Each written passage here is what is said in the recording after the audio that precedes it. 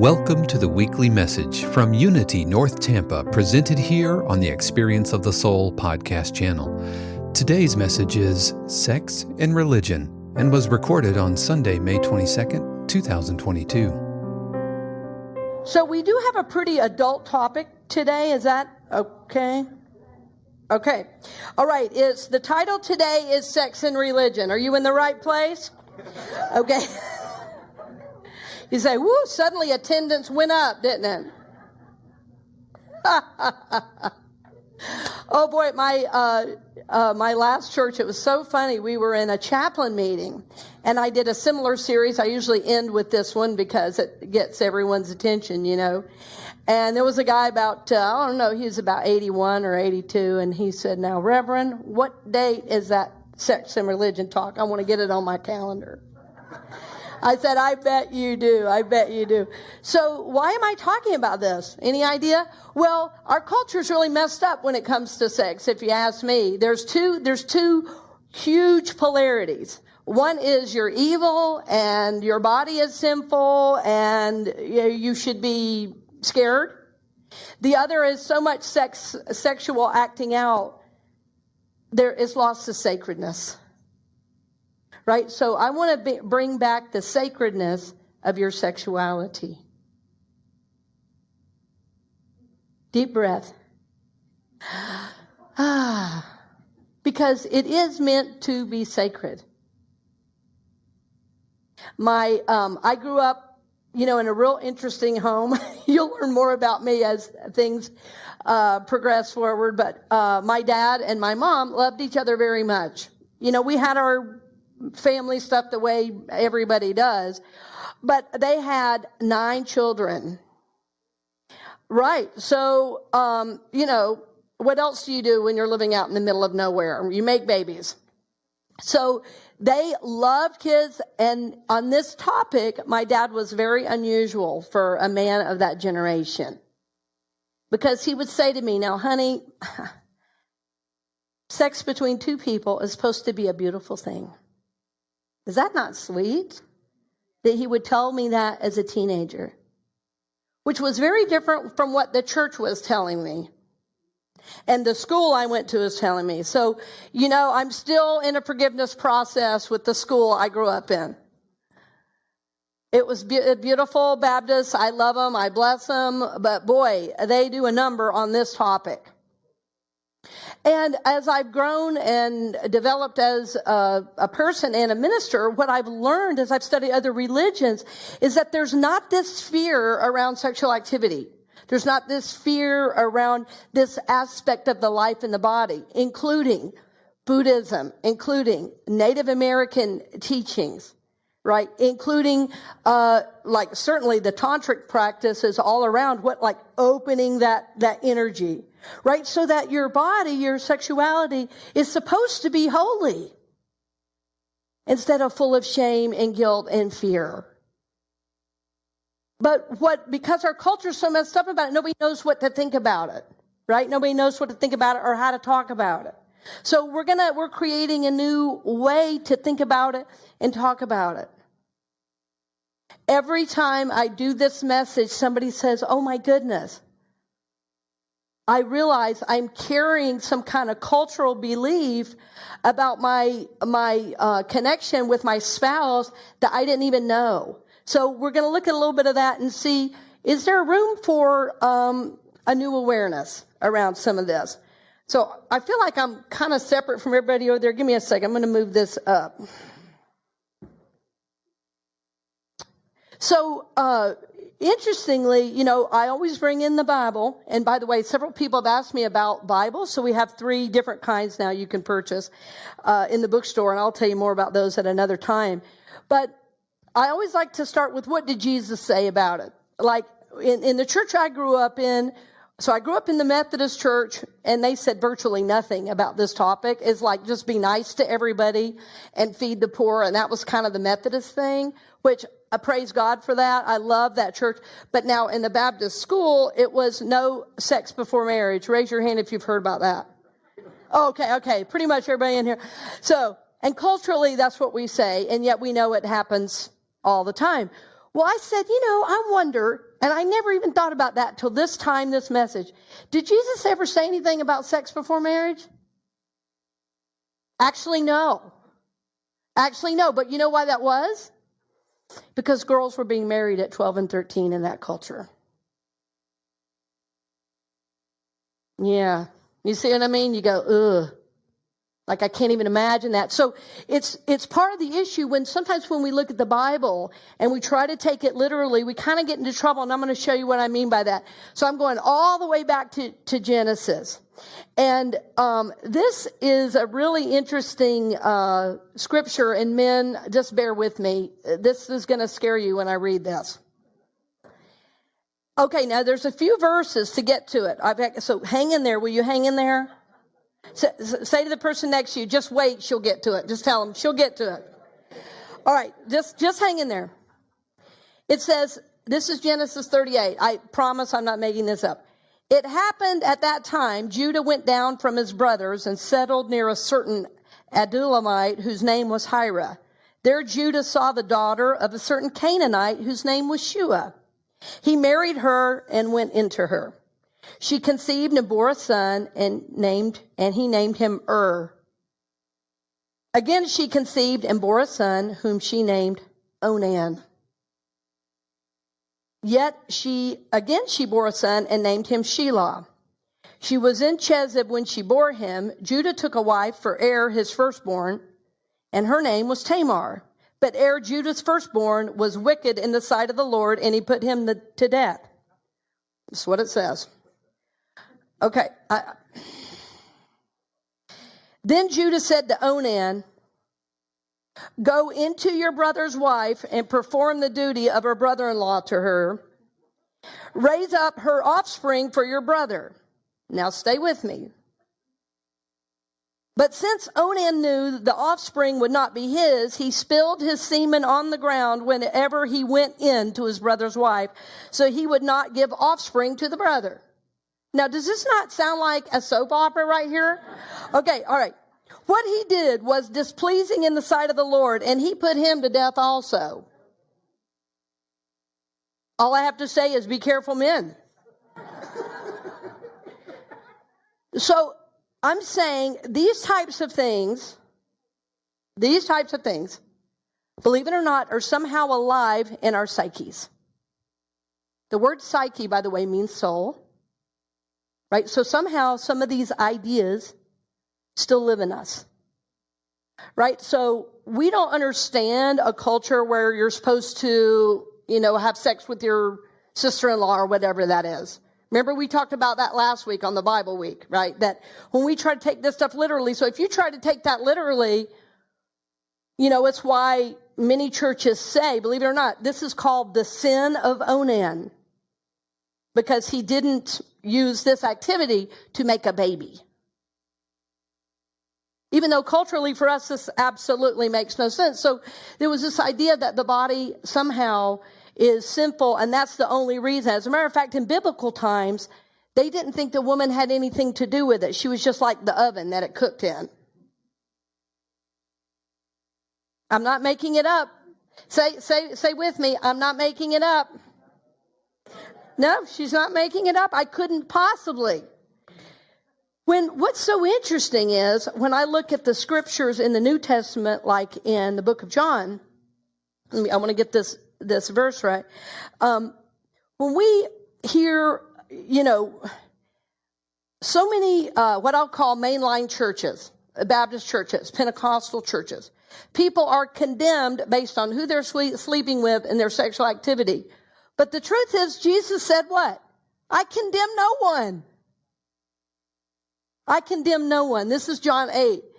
This is where there was a certain woman, who they wanted to stone. Anybody remembers what happened there? Yeah, and they said, Jesus, what do you say about her, this woman, this harlot? And, Jesus starts just sitting down, writing on the sand a little bit. You know what I think he was writing? I told you this a couple weeks ago, but I got a new audience. I'm going to use it again. He was writing on that sand. You know what I think he wrote? All the men's names she'd been with before. And he got up and said, let anyone without sin cast the first stone. Yeah. In other words, love so big and so wide. So now I'm saying this. He also said to her, go and sin no more. Like, okay, enough's enough. Right? Enough's enough. And so I think Jesus was saying, there's a right coming together, and this type of acting out is probably not good. As we look at other religions, like in Hinduism and the study of the chakras, we know that first and second chakra are all about grounding and creation. So oftentimes in my work, counseling people one-on-one, I often have people who come to me that are stuck with something. And one of my first questions is, what's going on in your second chakra? And they go, what do you mean? I say, well, tell me about your intimacy. Well, there isn't any. I say, okay, so have you done any meditations to awaken that second chakra? They go, I can do that. I say, you can. And you don't even have to have a helper. You can enjoy your own body because it's holy. Your body is holy, friends. Your sexuality is holy. Other religions are not scared of this. And what we know, now there are a couple youngsters in here, but I feel like I have to say this word in here. What we know is that the coming together of the masculine and the feminine is more than just getting off. The coming together of the masculine and the feminine is us trying to know God. And this is not a male-female thing. This is a masculine-feminine energy, right? So stay with me on that. So that point of release is what most of us know as the closest connection to God. That's why everybody wants it. That's why it sells everything. It even sold Sunday morning. Sex, let's get there and learn about that. But there is something divine that happens there. That's why everybody wants it. But what's so interesting is that's not the only way to get it, but it is a way. And if you are not in your relationship bringing God into the bedroom, I'd say it's time. Past time. Because your body, your sexual activity is holy. That said, I think what I'm talking about today is the sacred sexuality, and I don't think we hear or see anything about that anywhere. You have to kind of look deep on the internet, and I've noticed if anytime you try to search sexuality and the sacred, which that was a book I read, 30 years ago, and now if you search it on the internet, it says you may want to put up a filter to search these things, or you will get explicit images. That's how over-sexualized our culture has become, that you can't look up the word without seeing pornography. Right? So I'm just a little warning there. I never had that come up when I searched it, and I've searched it before. But when I mean your sexuality is sacred, I don't just mean the act of having sex. I mean who you are as a sexual being. There's a story about this guy, really, really dear man. He was a farmer, and he often worked long hours in the fields. Sometimes he was driving combines and stuff like that. He said the one thing that got him through the day was knowing what he got to come home to at night and sleep with. That was the one thing that got him through the day.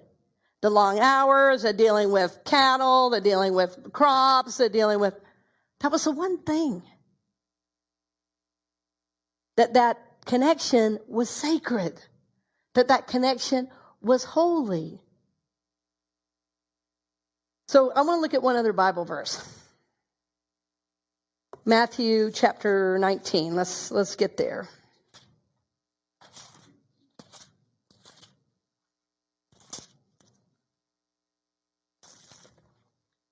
Matthew 19, I'll start in verse 4. It says,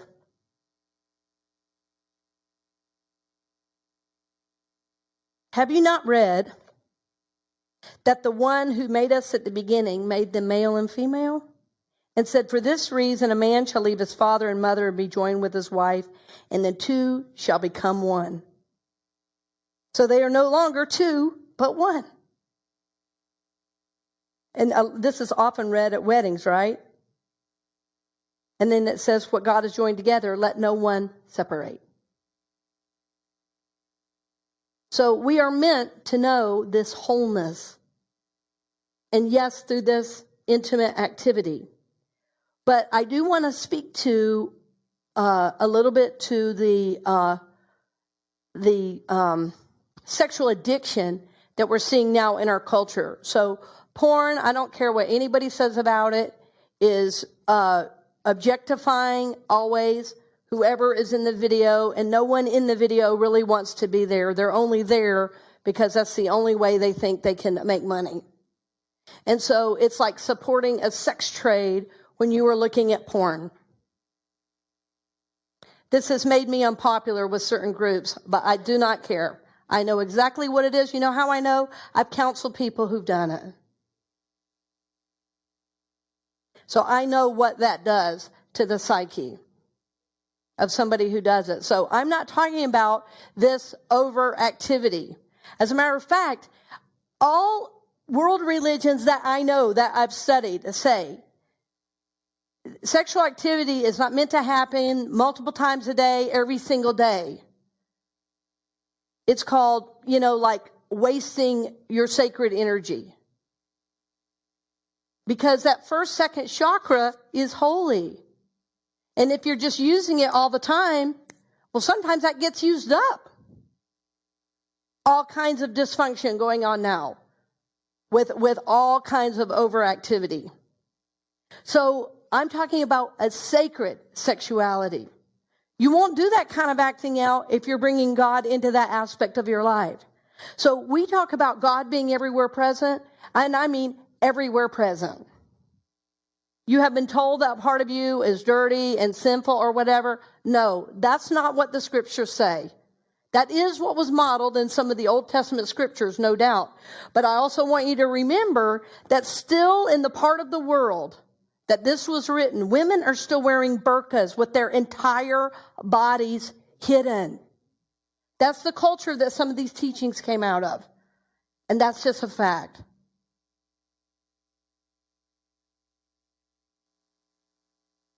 So I was going to say my encouragement to you. That would sound funny on this topic. My encouragement to you is to allow this activity to be sacred. There may be something blocked for you. There may be something you're unaware of that's holding you back in that regard. And my hope is that you get to experience all of who you are as sacred. And as you're raising teenagers, or you have nieces and nephews and little ones coming up, talk to them. They get it, actually. But I've heard stories recently of 13 and 14-year-olds having sex parties. That's happening. That's happening. Because they're not hearing another way. They're not hearing another way.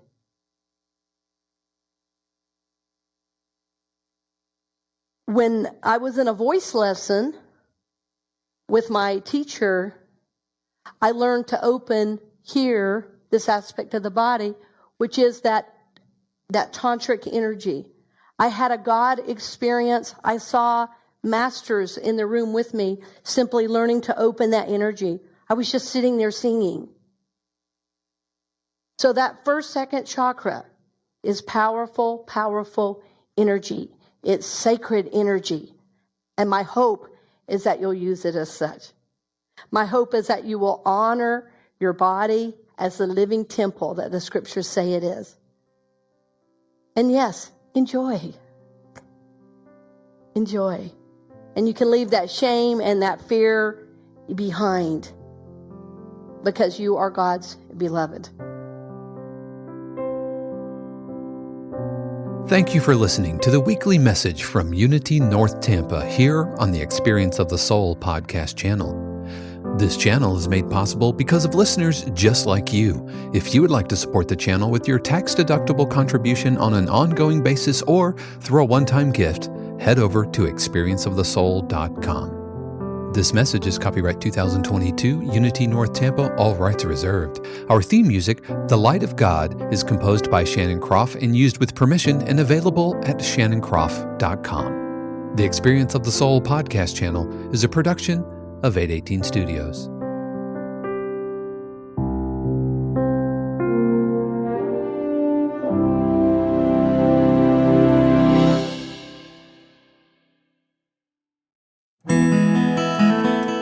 Hey friends, Sean here, your Experience of the Soul producer. I want to take a moment to tell you about something truly exciting. The SoulWorks online community, created by your host, Cynthia Alice Anderson, and available on the Mighty Networks app. If you're looking for a place where you can explore your spiritual path, connect with others, and grow in a meaningful way, then this is for you. SoulWorks is so much more than an online community. It's a safe, inclusive space for spiritual exploration, self-discovery, and personal transformation. Inside the community, you'll find everything from uplifting spiritual studies to soul-centered growth practices, meditations, affirmations, and so much more. It's a space where you'll always be supported and never judged. The best part, membership is free. You'll have access to powerful resources, inspiring content, and a supportive group of like-minded people who are all on their own unique spiritual journeys. And if you're ready to dive deeper, there are premium options available to enhance your experience with a live Monday night talk series and extended, deeper meditations. If you're seeking a place to connect, grow, and nurture your soul, we would love to have you join us in the SoulWorks community and see where this journey can take you. Visit my.soulworkscommunity.com today.